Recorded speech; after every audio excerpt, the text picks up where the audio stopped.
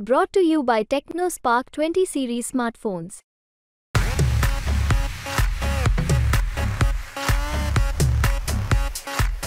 खानापूर तालुक्याचे सुपुत्र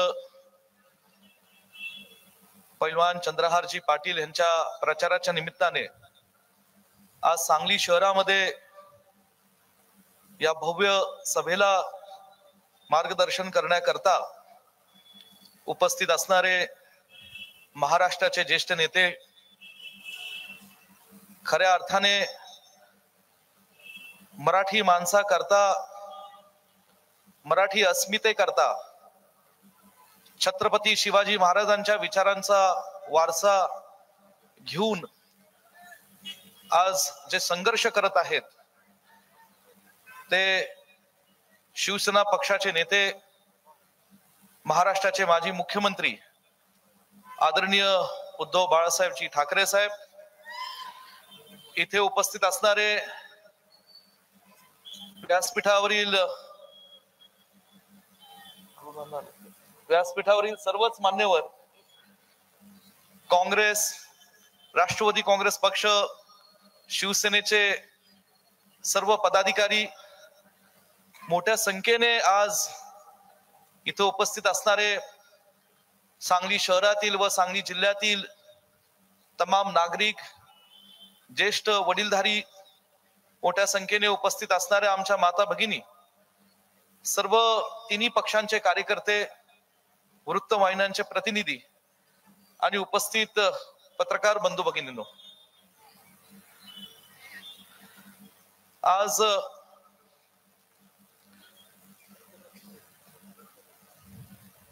बरीच उत्सुकता सांगली शहरातल्या आणि सांगली जिल्ह्यातल्या नागरिकांमध्ये लागलेली आहे की आजच्या सभेमध्ये जो प्रत्येक वक्ता आपलं मनोगत मांडणार आहे तो वक्ता नेमकं काय बोलणार आहे. साहेब, आपल्या परवानगीने मी नम्रपणे आपल्याला आपल्या सर्वांच्या समोर काही गोष्टी मांडणार आहे. मी सांगली जिल्ह्यामध्ये युथ काँग्रेसच्या चळवळीतनं लोकांचा आशीर्वाद घेऊन, कार्यकर्त्यांची साथ घेऊन गेल्या 20-22 वर्षापासून काम करत आहे. व्यक्तिगत माझ्या जीवनामध्ये माझे वडील स्वर्गीय पतंगरावजी कदम साहेब यांचा एक आदर्श, माझे चुलते मोहनराव कदम दादा यांची प्रेरणा आणि ज्या पलूस कडेगाव विधानसभा मतदारसंघातून मी माझ्या जनतेचं प्रतिनिधित्व करतो, असे पलूस कडेगाव विधानसभा मतदारसंघाने सांगली जिल्ह्यातल्या काँग्रेस पक्षावर प्रेम करणाऱ्या सर्व कार्यकर्त्यांच्या बळावर मी गेले 22 वर्ष या सांगलीच्या मातीतून महाराष्ट्रात काम करत राहिलो. मी युथ काँग्रेसचं अध्यक्षपद भूषवलं आणि काँग्रेस पक्षाचा कार्यकर्ता म्हणून सांगली जिल्ह्यामध्ये कुठलंही नैसर्गिक संकट असो, कधी दुष्काळाचं संकट आलं, कधी कृष्णा नदीवर महापुराचं संकट आलं, तर कधी सांगली जिल्ह्यावर राजकीय संकट आलं, या सर्व संकटांच्या प्रसंगामध्ये केवळ काँग्रेस पक्षाच्या विचारधारेवर जे लोक विश्वास ठेवतात, अशा लोकांच्या आशीर्वादाने, अशा लोकांच्या साथीने गेले अनेक वर्षांपासून आम्ही काम करत राहिलो. साहेब, आपल्याला सांगली जिल्ह्याचा इतिहास, भूगोल हा पुरेपूर आपण त्याची माहिती आपण ते जाणत आहात. देशाच्या स्वातंत्र्य लढ्यामध्ये सांगली जिल्ह्याचं प्रचंड मोठं योगदान आहे. स्वर्गीय यशवंतराव चव्हाण साहेब ज्यांनी महाराष्ट्राचं पहिलं मुख्यमंत्री पद भूषवलं, त्यांचा जन्म देवराष्ट्र गावामध्ये, तो माझा पलूस कडेगाव विधानसभा मतदारसंघातलं ते गाव. त्यांनी स्वातंत्र्य लढ्यामध्ये योगदान दिलं. तदनंतर त्यांच्या विचारातून स्वर्गीय यशवंतराव चव्हाण साहेबांच्या प्रेरणा घेऊन या सांगलीच्या आणि पश्चिम महाराष्ट्राच्या मातीमध्ये अनेक असे दूरदृष्टीचे नेते तयार झाले, ज्यांनी महाराष्ट्राच्या आणि सांगली जिल्ह्याच्या ग्रामीण जनतेला, शेतकऱ्यांना न्याय देण्याचा मनापासून प्रयत्न केला. ग्रामीण भागात सहकार चळवळ असेल, ग्रामीण भागातली काँग्रेस पक्ष हा विचार घराघरापर्यंत रुजलेला असेल, ह्यामध्ये सुद्धा या थोर मोठ्या नेत्यांचं फार मोठं योगदान आहे. स्वर्गीय वसंतदादांचा त्यात आवर्जून उल्लेख करावा लागेल, ज्यांनी सुद्धा या मातीतून महाराष्ट्राचं मुख्यमंत्री पद भूषवलं.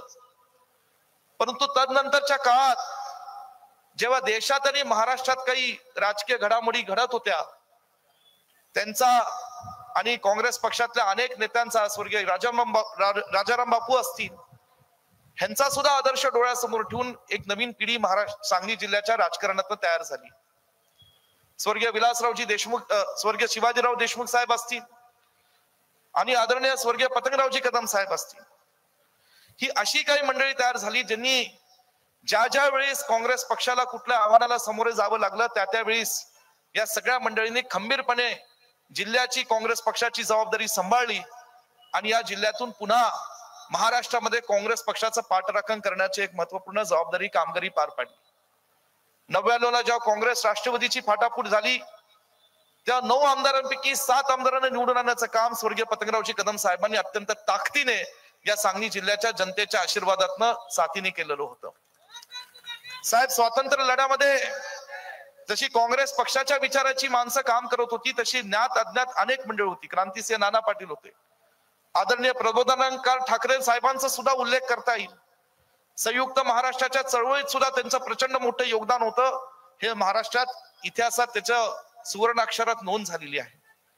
ही सगळी मंडळी काँग्रेसची असो, स्वर्गीय प्रबोधनकार ठाकरे साहेब असो, ही सगळी मंडळी जेव्हा एखाद्या चांगल्या व्यापक हितासाठी एकत्र येत होती, तेव्हा कुठे ना कुठे ही एका चुकीच्या विचारधारेला विरोध सुद्धा करत होती. तो मनुवादाचा विचार होता.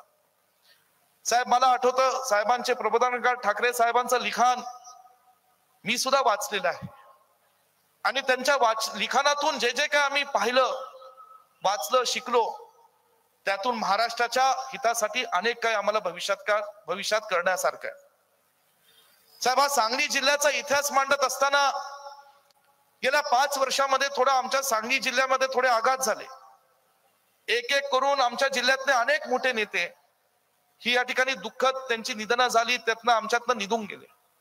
कदम साहेब गेले, स्वर्गीय RR पाटील साहेब, ज्यांनी सुद्धा या तासगावच्या मातीतून महाराष्ट्रामध्ये मोठं काम केलं. शिवाजीराव देशमुख साहेब असतील, स्वर्गीय मदन पाटील असतील, ज्यांनी या सांगली शहराचं, मिरजेचं चांगलं खंबीर असं नेतृत्व केलं. ही सगळी मंडळी आमच्यावर निघून गेली आणि या सांगली जिल्ह्याची जबाबदारी आमच्यासारख्या तरुण पिढीवर आली. पूर्वीचा काळ वेगळा होता साहेब. आपला शिवसेना पक्ष हा भाजप सोबत होता, त्यावेळेस काँग्रेस राष्ट्रवादीचा वेगळा संघर्ष होत होता. परंतु 2019ला महाराष्ट्राच्या इतिहासामध्ये एक नवा इतिहास घडला आणि शिवसेना हा पक्ष आपल्या नेतृत्वाखाली चुकीच्या गोष्टीला विरोध करण्याकरता, फसव्या राजकारणाला विरोध करण्याकरता आपण काँग्रेस राष्ट्रवादी सोबत एकत्रित येऊन राज्यामध्ये महाविकास आघाडीचं सरकार स्थापन केलं. हे सरकार स्थापन करत असताना आपण मुख्यमंत्री पदाची ही जबाबदारी तुमची व्यक्तिगत इच्छा नसताना, साहेब, मी हे बोलून दाखवतो कारण थोडस कदाचित तुम्हाला आवडणार नाही, तुमची इच्छा नव्हती. तुम्हाला मनापासून वाटत होतं शिवसेनेच्या एका कार्यकर्त्याला हे पद मिळावं, कारण पदाचा तुम्हाला लोभ नाही, आम्ही सगळे जाणतो. परंतु सगळ्या महाराष्ट्राला वाटलं की एका अत्यंत ज्याला समाजामध्ये एक प्रतिष्ठा आहे, मान आहे, सन्मान आहे, अशा व्यक्तीला हे मुख्यमंत्री पद मिळावं, म्हणून ती जबाबदारी तुम्ही स्वीकारली. महात्मा ज्योतिराव फुलेंच्या नावाने महाराष्ट्रातल्या ग्रामीण भागातल्या शेतकऱ्यांना कर्जमाफीच्या माध्यमातून आधार देण्याचं तुम्ही काम केलं. मी त्या काळात सहकार राज्यमंत्री होतो, त्याची अंमलबजावणी आपल्या सरकारने चांगली केली. आपल्या सरकारला विकासाची गती येत असताना अचानकपणे कुणाची तरी दृष्ट लागली आणि पुन्हा या सरकारमध्ये या ठिकाणी जो काही कामकाज होतं त्याला कुठेतरी मी म्हणेल असं खीळ पाडण्याचा एक चुकीचा प्रयत्न झाला.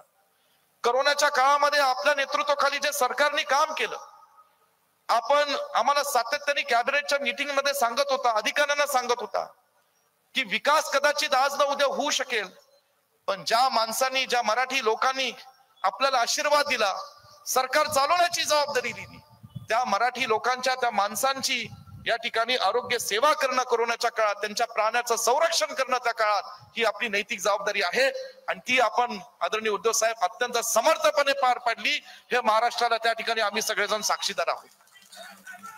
कोरोना काळातली जी आपली माणुसकी आहे, जी आपली भावना आहे, ती सगळी आम्ही त्यावेळेस पाहिली आणि म्हणून 2-2.5 वर्ष आपण सगळे एकत्रित काम करत होतो. पण एकत्रित काम चांगलं करत होतो हे कुणाला बघवलं नाही. दुर्दैवाने महाराष्ट्राच्या इतिहासामध्ये, महाराष्ट्राच्या राजकीय संस्कृतीमध्ये जे कधी घडलं नाही ते घडलं आणि आपल्या शिवसेना पक्षावर असा काही घात झाला की काही मंडळींनी हा शिवसेना पक्षही फोडला. हा शिवसेना पक्ष फोडल्यानंतर सुद्धा तिथं त्यांची भूक तिथं या ठिकाणी भूक भरली नाही आणि पुन्हा त्यांनी राष्ट्रवादी काँग्रेस पक्ष फोडला. हे सगळं आपल्या डोळ्यासमोर होत होतं. साहेब, आज मला या ठिकाणी म्हणायचंय की जो पक्ष, शिवसेना पक्ष, स्वर्गीय बाळासाहेब ठाकरे साहेबांनी मराठी माणसांच्या अस्मितेसाठी, महाराष्ट्रातील मराठी लोकांसाठी, मुंबईमध्ये एकेकाळी असणाऱ्या महाराष्ट्राच्या कानाकोपऱ्यातून गेलेल्या गिरणी कामगारांसाठी, त्या कामगारांच्या न्याय हक्कासाठी जो पक्ष स्वर्गीय बाळासाहेब ठाकरे साहेबांनी या ठिकाणी स्थापन केलेला होता, तो पक्ष सुद्धा फोडण्याचं पाप या महाराष्ट्राच्या राजकारणात काही लोकांनी केलं. खरं सांगायचं साहेब, महाविकास आघाडी तरी कुठे कमी पडली नाही. विरोधी पक्ष म्हणून जे काही नियतीने आपल्यावर घात घातला त्याच्यातनं सुद्धा सावरून आपण सगळे एकत्रित काम करत होतो. पण ते सुद्धा लोकांना बघवलं नाही म्हणून त्यांनी आपल्यातला एक सहयोगी पक्ष, तिसरा राष्ट्रवादी काँग्रेस पक्ष, हा सुद्धा फोडण्याचं पाप केलं आणि महाराष्ट्राच्या राजकारणाला एक चुकीचं गालबोट लावलं. साहेब, मला एकच सांगायचंय, आज महाराष्ट्राची जी जनता ही महाविकास आघाडीने जो कौल देतीये, जे सातत्याने तुम्हाला जनतेतनं उठाव दिसतोय, हा उठाव या महाराष्ट्राच्या जनतेला जे घडलं मागच्या काही वर्षभरामध्ये ते त्यांना कदापि मान्य नाही. आणि येणाऱ्या लोकसभेच्या निवडणुकीत आणि पुढे येणाऱ्या विधानसभेच्या निवडणुकीत ही महाविकास आघाडीच्या पाठीशी खंबीरपणे उभं राहण्याचं काम ही महाराष्ट्राची जनता करेल, हा मला विश्वास त्या निमित्ताने वाटतो. जाईल तिथे आज उठाव जनतेचा दिसतो. लोकांच्या मनात एक सुप्त लाट आहे, ही सुद्धा आम्हाला जाणवते. ही लाट जाणवत असताना साहेब, कुठेतरी गेल्या 6 महिने मी मगाशी म्हणालो तसं आम्ही जिल्ह्यातले तरुण पिढीतले काँग्रेसचे कार्यकर्ते फार खंबीरपणे काम करत होतो. आम्ही आशा बागळली.